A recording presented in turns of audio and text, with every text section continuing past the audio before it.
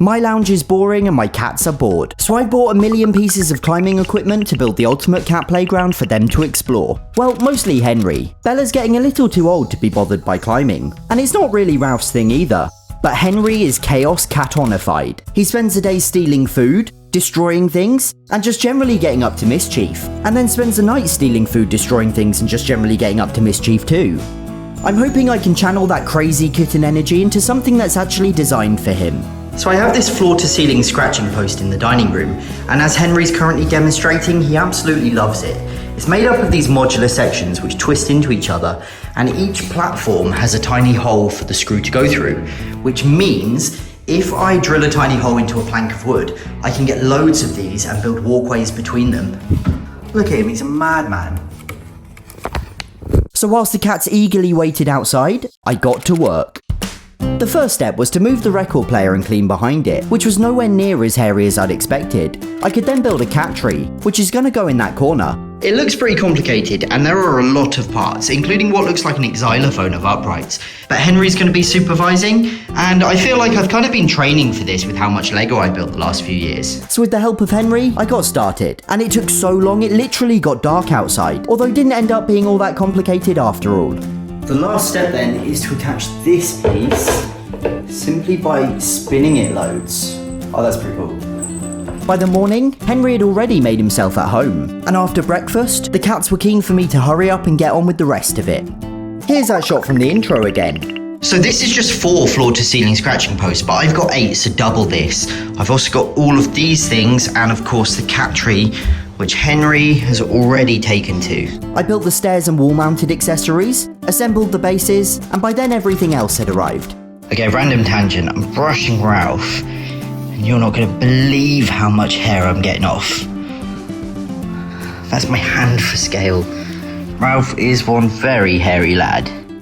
Seriously, it's more hair than I've got left on my head, and it was very satisfying to hoover up. Alright, everything's finally arrived. We've got the wood, the carpet that's going to go on top of the wood, all 8 scratching posts are here, and the fixtures to tie everything together and attach it to the wall. I've had to tidy up, and now I can properly see everything I've got to work with. The goal is to create a complete raised circuit around the room, and get Henry to do an entire lap without touching the floor. Basically, the floor is made of lava, but for cats. So using the cat tree as a starting point, I assembled 2 half-height towers, one by the cat tree, and one in the corner behind the sofa. I drilled holes in each end of a plank of wood and connected the 2 together. It's a bit wobbly, and I want to leave these 2 posts the height they are. They're not going to extend all the way to the ceiling for support, which means I'm going to have to attach it to the wall. Before that, I lined the surface with this special cat scratching carpet, then drilled holes for the brackets and screwed everything in place. Bella wasn't impressed with all the noise and commotion. That's all done and nice and sturdy, which means we're onto this wall where the wall-mounted stuff's going to go. But I'm going to skip that for now because we've got to somehow get above the door. So I'm going to build a floor-to-ceiling tower either side of the door, attach that plank, and then we can move on to this stuff. And it's here I encountered the first real problem. The plank of wood can only be attached at increments the size of each individual post, which either means it blocks the door, or it'd be so tall the cats wouldn't have enough room to actually use it. So my first thought was to see if I could get the cap off, because then I could cut the post down, reattach it, and have shorter posts. But it would not come off no matter how hard I pried. So I cut one open to have a look, and there's a good reason. It's got a million staples. That is complete overkill, which means shortening them is not an option. I'm going to have to attach a plank of wood up there completely independent of the posts. Again, I drilled holes, screwed in the brackets, and attached the wood. And having a shelf above the door was unexpectedly really cool. I then took down these record frames. Don't worry, I'll put them back up later to allow for the next piece of wood. It's up and it's really starting to look good now. I love how this shelf is a step down from that one. It's now got to go up again over the door frame and then continue over this way. You know the drill. That shelf's now up and I've got sawdust all over my elephant trinkets. Next was a platform spanning the bay window, and this was freestanding rather than attached to a wall. There we go, that is all the scratching posts and bridges in place.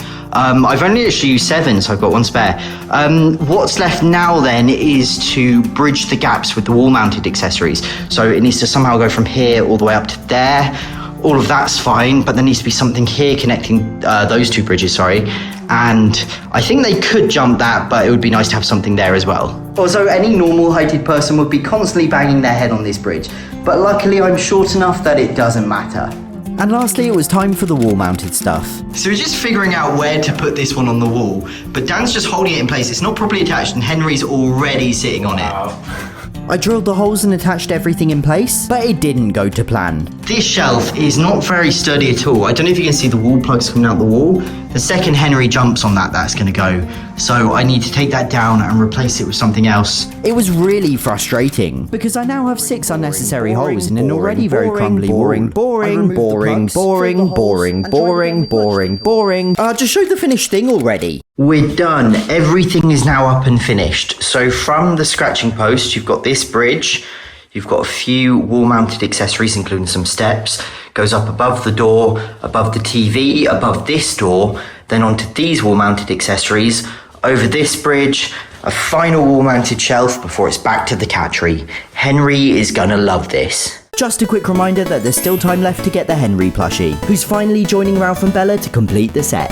Plus, there's an adorable Kit and Bella keychain, perfect for hanging from bags. The first of 5 kitten keychains coming soon. Henry comes with his best friend Sir Sockington, and they're available worldwide only for the next week or 2 from makeship.com, so don't miss out. I'm going to put Henry's favourite treats all over the walkways, so hopefully it will convince him to do a complete lap. And I must have rustled the bag quite loudly, because Ralph heard, and claimed the treats above the sofa. That was the extent of his explorations, however. Good boy, aren't you, Ralph? Oh, good boy. I didn't expect you to go on that at all. But Henry wasn't far behind. There he goes. He's found the first one. He ungracefully climbed his way up further, before taking a seat and purring his head off. That is a very loud purr. Hello. Good boy, aren't you? And then he started biting the shelf. This cat. But soon he clambered up to find his next reward. I tried to show him where to go next, but Henry had other ideas, instead venturing anti-clockwise and above the door. Then it was carefully down the steps to claim the next pair of treats. Honestly, it felt so rewarding seeing one of the cats actually use and actually enjoy something I'd put so much work into. And luckily I'd remembered to replace the treats above the sofa, which he wasted no time in hoovering up.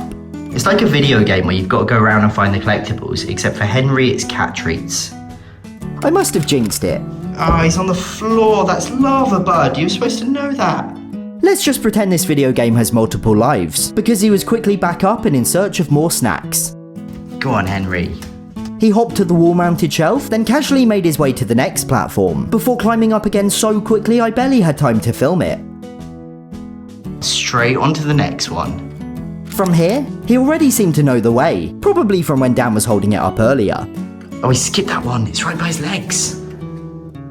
There we go. All he's got to do is step onto this plank, and then with a little bit of cheating, he's done a complete lap. And there he goes.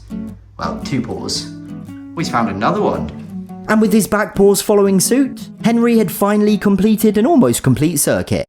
Like I said, it was lovely to see the cats enjoying something I'd built for them. I can't believe he's actually sleeping in it. And although Bella wasn't interested, technically she was still using something I'd made, so I'll take it. And besides, who can blame her? It was a gorgeous day to be outside enjoying the fresh air and sunshine. Hello? How you doing, Bella?